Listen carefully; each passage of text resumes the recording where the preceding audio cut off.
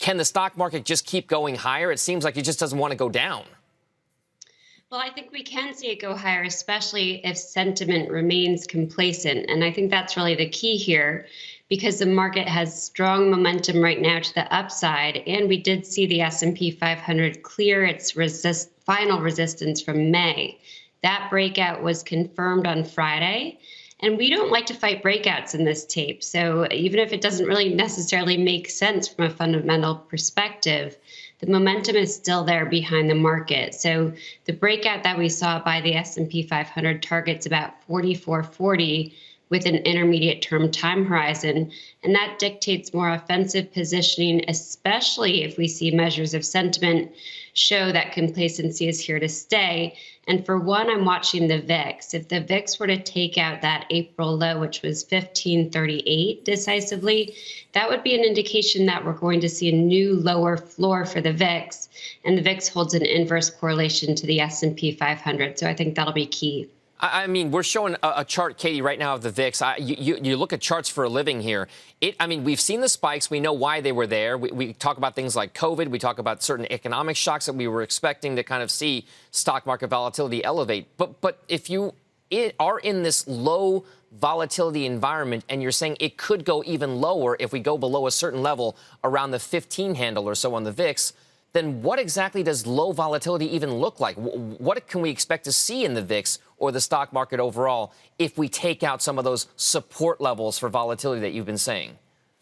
The new floor for the VIX is at the 2019 low. So it wasn't really that long ago that we had this so-called low volatility regime or cycle, and that floor was around 11. So of course, that would suggest that the equity market can forge higher.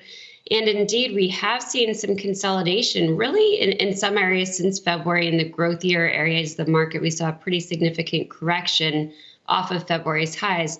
And some of those same stocks just in the last 2 or 3 weeks have actually broken out above minor resistance levels, things like their 50-day moving averages. So that relief rally is seemingly becoming something maybe a bit more. It doesn't mean these stocks will have an easy go at getting to new highs again this year. I think they will have some challenges in that regard because now there's a lot of resistance left in the wake of that down move. But it shows that there was an underlying correction in the broader market that really didn't manifest itself in measures like the S&P 500. That rotational correction can be something that can help refresh an uptrend. All right, so let's talk hypothetically. If those assumptions play out and we do have that kind of medium to longer term bullish uptrend that you've been talking about right now, that implies that there are certain areas where people are going to look in terms of traders and investors for outperformance, the alpha, so to speak. It's easy to own the overall S&P 500 if we know that over the longer term it's just going to modestly go higher.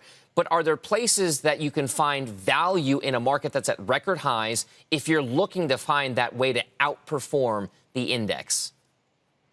If the breakout that we have in the S&P 500 is real, and if it carries over to the NASDAQ 100 and the Russell 2000, I think the initial phase of outperformance will come from the higher growth regime.